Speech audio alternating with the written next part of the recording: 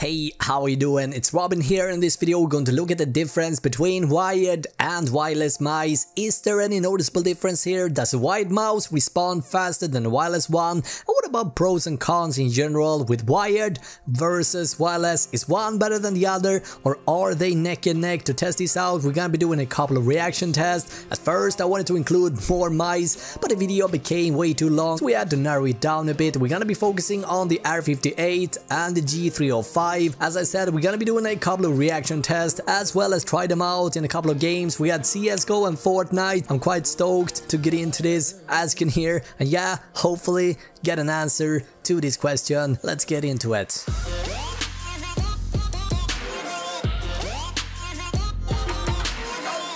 Now, to make this whole testing as authentic as possible, we're going to close down the gap a bit and use the same sensor here if possible. We know that the G305 Lightspeed from Logitech uses a modified 3366 sensor from Pixart. Logitech calls this sensor the hero sensor. What they've done is that they have optimized it for better power efficiency, but it's still the same core sensor. First up, we're gonna try the mouse accuracy test. Take it away. This is just a simple test. You can do this also. I'll leave a link down below if you want to try this out, guys, but basically we're gonna do this 2 times right. We're gonna start off with the 305 and then we're gonna jump over to and do the same testing on the other mouse as well. We're gonna kick this off. We're gonna do normal, target size, medium. We can do hard as well, and you know what, let's go hard. Target size, medium, small, large. Let's do medium. So the whole test is going to take 30 seconds. That is the whole duration. Target, let's do red because I'm colorblind. No, I'm not. Let's do this. 3, 2, 1. Come on now, come on now.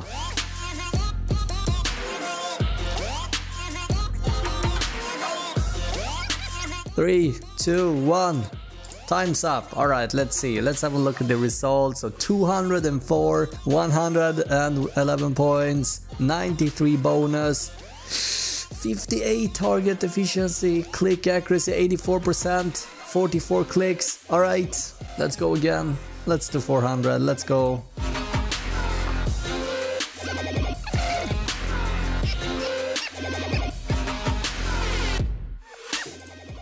It's actually a bit better.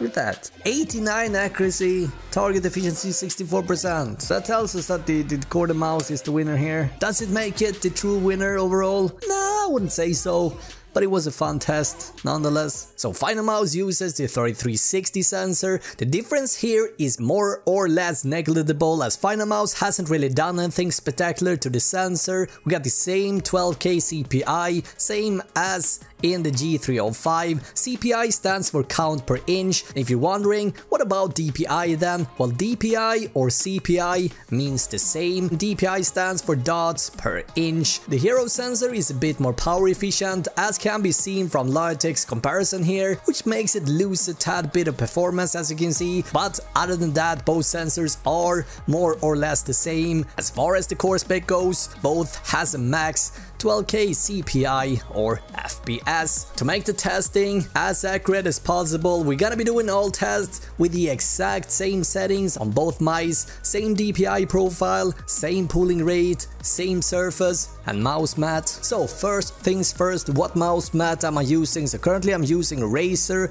Firefly. This is hard edition. There's a soft edition available as well. I think it's called cloth edition. This one is whoever using a hard plastic surface, and yeah, prefer this. Easier to keep the mouse pad clean from dust and from dirt, and if there's an oopsie, you spill some soda on it, it's a lot easier to clean off. Anyway, we're gonna do a set of tests here, and we're gonna be using paint, and we're not gonna be doing these tests in game because paint will help us detect and spot the differences much easier if there are any differences between these two. First test we're gonna do is called the angle oopsie. So the angle oopsie is actually more known as the angle error and happens when the mouse incorrectly predicts your movements basically. See, the way that the mouse sensor and the processor sensors work, it's tracking horizontal and vertical movements, and diagonal tracking is derived from the combined data from the horizontal and the vertical movement you make. To compensate for this, the sensor is using a bit of prediction as well. This makes diagonal movements very tricky, so when the mouse thinks you're moving in a diagonal line like this, it will figure out the angle of the movement and align the tracking point to that line, and this will avoid the staircase look of a diagonal line. But the snapping prediction can't be too long, or it will prevent you from being able to draw accurate curves. One way of testing this is to draw a circle very slowly, so that's what we're gonna start with. 58. Right, there we go. Let's try and make this circle as round as possible. Something like that. Now, I'm gonna put this aside and we're gonna do this again with the G305 instead. So 305. So far I can't seem to find any differences here. You can actually see some of the angle snapping as well as here as well. Angle snapping here as well as here. Alright, so this could be the most... Do I want to save it? Yeah, of course I want to save it. So next up we got pixel walking. So this could be the most important test actually, and it is particularly important for wireless mouse. It will conserve power in wireless mice. Tracking is sometimes disabled when the mouse isn't moving, and activated when the sensor detects a certain threshold of movement. That threshold is very tricky for mouse engineers because they want to keep it as high as possible to conserve battery consumption, while also as low as possible to track very slow and nuanced movements. When you're moving a mouse at the speed that hovers right over the threshold, tracking may start and stop, causing the cursor to jump. Now guys, to test this out, we're gonna set the DPI to the lowest. Now as for the final mouse, we know that the lowest DPI profile is 400, so we're going to set 400 to the G305 as well. As you can see now, we have set the DPI speed to 400. So both are set to 400, and we're gonna try and draw a straight line here. Now if the cursor jumps, it will indicate that the threshold might be too high. Now this shouldn't be a problem on the R58. Human errors will occur, obviously. I'm gonna try my very best here to make it as straight as I humanly can. Small errors, but I would say it's pretty straight, right?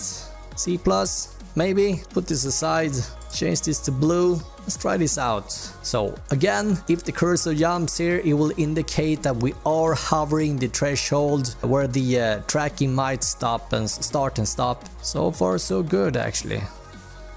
I'm kind of impressed. Is there any jumps here? It's hard to tell.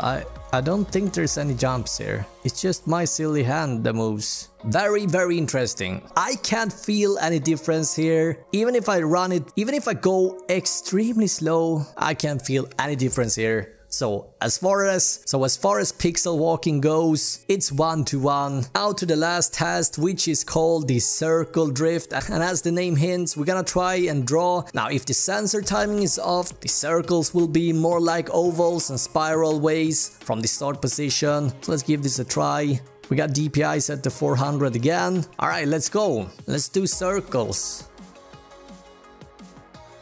Boom, right. I cannot feel any difference between these two. It's impossible. Let's move on. Because the sensor plays such a huge role in a good gaming mouse, let's take a closer look at it. So think of it this way, a mouse sensor is technically a very small camera that takes thousands and thousands of photos every second. This sensor, for example, takes 12K images a second, and based on the photos taken, the sensor is able to figure out how much the cursor should move on screen. That is the core principle explained in a very basic way. Now taking 12K pictures a second is a lot, as you can imagine, but this number doesn't really say how good a sensor is in terms of performance. The CPI essentially tells you the resolution of the camera, just like the resolution on a monitor screen. 400 CPI on 1920 by 1080p will therefore require less physical motion to move around in the game than, let's say, 400 CPI on 2560 by 1440p, and therefore a DPI or CPI set to 12 or let's say 16K might as well rather be pointless unless you're gaming on a resolution high enough to match it. There is a but here also, resolutions this high can even worsen the accuracy of the sensor. See, some manufacturers increases the resolution of the sensor beyond the specifications of the sensor itself. This can be done by interpolating or cutting the sensor pixels in half, which can significantly increase the level of noise and thus make it harder for the sensor to read the surface. On top of that, this can also make the microcontroller or MCU, the onboard processor that is sitting inside the mouse that is working to evaluate and calculate images. If this processor isn't fast enough to handle the high stream of images being sent to it, it will eventually increases the latency and you might face phenomena such as spinouts. That being said, a higher CPI number could very much indicate that the sensor is a better performing sensor, but it's not a guarantee. And most mouse engineers that are targeting their mice for gamers specifically, like Razer, SteelSeries, Logitech, etc., uses some form of sensor from PixArt, most of the time with their own modified firmware to make it their own, so to speak. For example, SteelSeries calls some of their sensors the True Mode 3, and this is a modified 3360 sensor from PixArt. And talking about PixArt, the PMW3360 sensor is a fairly common choice here, and so if you find out that your mouse has a 3360 sensor, that is usually a good indication that the sensor offers excellent performance. As you can hear, there is a lot of information being sent back to the mouse and the PC, which means that the cable or the wireless tech has to be on point, and just the slightest loss of data being sent back would be noticeable, right? So with this all in mind, the DPI, or should I say the CPI, plays quite an important role as it tells how many frames per second the sensor is able to handle, but it doesn't tell the whole story, and so therefore I don't recommend getting too caught up in this number alone. Instead, focus on the sensor, look up reviews. If it's a PixArt 3360X sensor,